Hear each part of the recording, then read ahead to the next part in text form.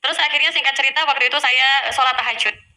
Sholat tahajud saya hanya minta sama Allah, ya Allah berikan saya jalan yang terbaik. Setelah sholat tahajud jam 2 malam, saya masih ingat, saya tidak mimpi, saya tidak setelah beres tahajud, saya tidur, saya dibisikin doa Bapa kami di telinga kanan saya. Ya, shalom bagi kita semua dimanapun kita berada saat ini. Kiranya kita semua tetap berada dalam keadaan sehat dan apapun yang merupakan aktivitas kita sepanjang hari ini, kiranya Tuhan Yesus memberkati. Dan kembali berjumpa lagi di channel kita ini, yaitu Zemayan Yasin. Terima kasih buat teman-teman semua dan juga para sahabat yang sudah mendukung perkembangan channel ini dengan setia, dan kiranya kita tetap menggunakannya untuk menjadi berkat bagi semua orang. Nah teman-teman, pada video kali ini saya membagikan kepada kita semua satu kesaksian yang sungguh luar biasa dari seorang wanita Sunda, dan di mana dia mendengarkan bisikan tentang kebenaran, dan dari situ dia mengambil keputusan untuk mengikut Yesus, di mana dia sebelumnya menganut agama Islam, dan setelah dia mendengarkan bisikan tentang kebenaran itu dan dia mengambil keputusan mengikut Yesus. Tidak sampai di situ teman-teman, dia juga menjadi saksi bagi keluarganya, seisi rumahnya, bahkan anak-anaknya sudah menjadi pengikut Yesus, supaya di mana kelak nanti di sorga bisa bertemu di sana, karena di dalam Yesus ada kepastian keselamatan, dan masalah sorga itu sudah merupakan suatu kepastian, di mana Yesus pernah berkata kepada pengikut-pengikutnya bahwa aku akan pergi kepada Bapa untuk menyediakan tempat bagimu, supaya di mana aku berada kamu pun berada di sana. Nah teman-teman, sebelumnya mari kita simak saja videonya yang berikut ini. Shalom Bapak Ibu terkasih, selamat malam. Puji Tuhan ya, bukan suatu kebetulan kami ada di sini oleh kasih karunia Tuhan, dan saya yakin dan percaya akan ada rencana Tuhan bagi kita semua untuk menjadi murid-murid Tuhan, yaitu untuk menjangkau jiwa-jiwa yang belum mengenal Tuhan. Dan saya asli dari Sunda. Keluarga saya keluarga Sunda juga, tapi tidak taat kepada agamanya, tapi hanya taat kepada okultisme. Dan saya pun mengalami okultisme. Ya, singkat cerita, waktu itu saya dihabiskan Tuhan. Waktu itu saya adik saya masuk penjara. Saya adalah tulang punggung keluarga. Dari 6 beradik, semua saya memikul mereka, saya yang kasih nafkah, dan dari situ saya pernah terjerumus pergaulan yang tidak baik, yaitu saya mengalami narkoba. Nah, tapi puji Tuhan, oleh kasih karunia Tuhan, ini proses Tuhan. Suatu saat waktu itu saya sedang dihabiskan sama Tuhan, dari mulai rumah, dari mulai kendaraan. Nah, dari situ saya merasa hidup saya sudah hampa. Saya sudah hampa, dan saya nggak tahu hidup saya ini mau dibawa kemana gitu. Sedangkan saya keluarga, di saat saya susah, saya hanya perginya ke dukun, perginya ke orang pintar gitu kan. Terus akhirnya singkat cerita, waktu itu saya sholat tahajud. Sholat tahajud saya hanya minta sama Allah, ya Allah berikan saya jalan yang terbaik.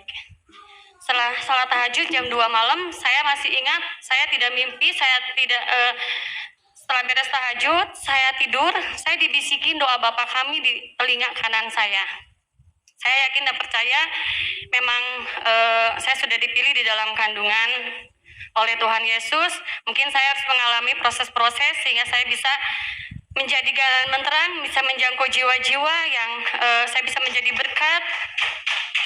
Nah, setelah itu dari situ saya rencananya mau hijrah ke Jogja untuk mencari lingkungan yang baik. Setelah di Jogja, saya bermimpi 2 bulan di Jogja, saya bermimpi gendong bayi, dan setelah gendong bayi saya dipegangin tangan kanan saya, tapi saya disuruh jalan lurus terus, tapi kamu sebut dalam nama Yesus, dalam nama Yesus. Saya yakin dan percaya itu Tuhan Yesus. Saya sangat yakin sekali. Dari situ 2 bulan saya masih mengeraskan hati, karena saya masih bingung ya, gimana keluarga saya kalau tahu hujatan, anak saya bagaimana, banyak begitu kekhawatiran. Tapi semakin saya melakukan sholat, puasa, ibadah gitu ya, semakin hidup saya tuh semakin hampa gitu, semakin hampa. Dan waktu itu saya ketemu ibu ya Bu ya di Jogja. Saya ketemu, puji Tuhan, Tuhan mengarahkan saya untuk ketemu Bu Siti. Akhirnya saya meminta nomor telepon ibu. Setelah itu kita berkomunikasi. Saya masih belum yakin. Nah setelah itu Ibu Siti bilang kita belajar dari Quran, minta 1 malam. Akhirnya saya berangkat ke Jakarta, saya sewa hotel, saya belajar sama ibu. Dari situ saya yakin, tapi saya masih takut gitu, masih takut untuk dibaptis tuh. Duh, gimana ya ini anak saya, gimana ya keluarga saya waktu itu. Nah akhirnya setelah itu saya lama sekali ya bertobatnya, ikut-ikut ke gereja. Terus waktu ikut-ikut ke gereja, saya masih bingung ya, kok ibadah orang Kristen tuh kayak gini, tepuk-tepuk tangan, joget-joget. Sedangkan kalau di saya dulu joget-joget itu kan lagi konser gitu ya, lagi konser. Saya bingung. Saya bilang nggak mau ke gereja lagi, sesat. Saya bilang seperti itu gitu ke teman saya. Akhirnya tapi 2 kali ke gereja ada dorongan saya ke gereja. Dari situ saya mendapatkan lawatan Tuhan, dan Tuhan buka semua tentang dosa-dosa saya. Ya, tapi ibu-ibu jangan tanya dosa apa ya. Semua dosa saya lakukan kecuali membunuh ya, mencuri tidak. Akhirnya dari situ saya menangis, saya mendapat lawatan Tuhan. Tuhan seperti bilang begini ke saya, ini loh dosa-dosa kamu, tapi saya mati di kayu salib untuk menebus dosa-dosa kamu. Saya dari situ saya menangis, dan saya diperlihatkan seperti yang biasa digambar-gambar yang waktu Tuhan Yesus disalib. 2 kali saya diperlihatkan seperti itu. Akhirnya dari situ saya bertobat, saya dibaptis ke Semarang, karena waktu itu saya bingung ya. Waktu itu Ibu Siti waktu itu saya sempat hilang nomor teleponnya, dan saya dari situ nggak ada komunitas di Bandung juga. Akhirnya saya dibaptis di Semarang. Dari situ saya tidak bertumbuh ya. Saya masih berpikir ya udahlah, Kristen buat saya aja. Ternyata dalam semakin mendalami, ternyata kita tidak boleh egois. Kita diselamatkan, harus menyelamatkan. Kita dipulihkan untuk memulihkan juga. Dari situ kekhawatiran saya, itulah namanya manusia ya, banyak kekhawatiran. Bagaimana khawatir anak saya, tapi oleh kasih karunia Tuhan, saya percaya firman Tuhan berkata di Kisah Para Rasul 6 ayat 31. Jawab mereka, percayalah kepada Tuhan Yesus Kristus dan engkau akan selamat, engkau dan seisi rumahmu.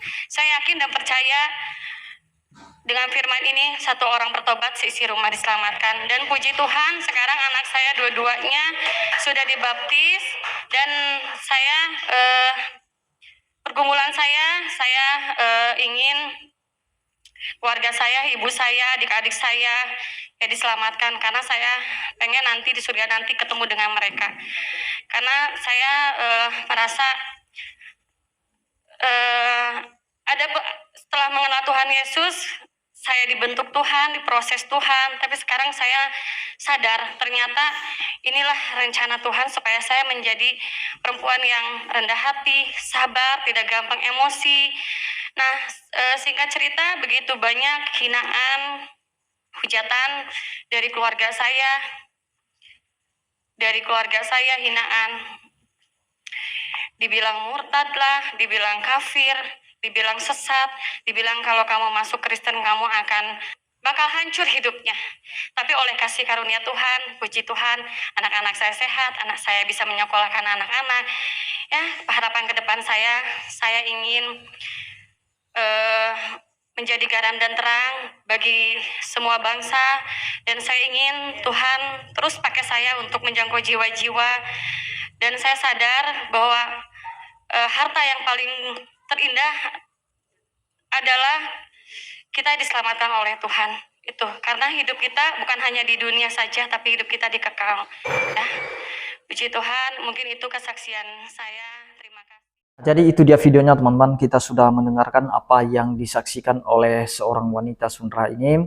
Dia dimana dia sudah menjadi pengikut Yesus ya. Dia sudah mengambil keputusan yang benar, dimana dia menjadi pengikut Yesus, yang dimana Yesus itu sendiri adalah jalan dan kebenaran dan hidup. tidak ada seorang pun yang sampai kepada Bapa kalau tidak melalui Yesus. Dia percaya tentang firman Tuhan yang seperti dia sampaikan tadi, bahwa kalau satu orang saja diselamatkan, maka seisi keluarganya pasti diselamatkan.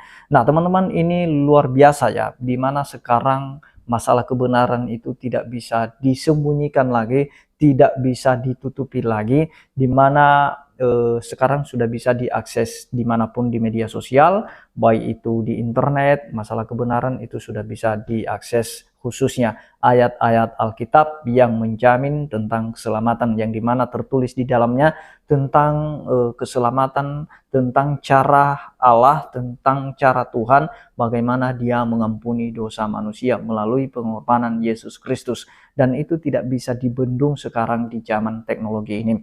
Nah teman-teman, kiranya kita tetap berdoa buat saudara kita ini, kiranya dia semakin hari semakin kuat dalam Tuhan.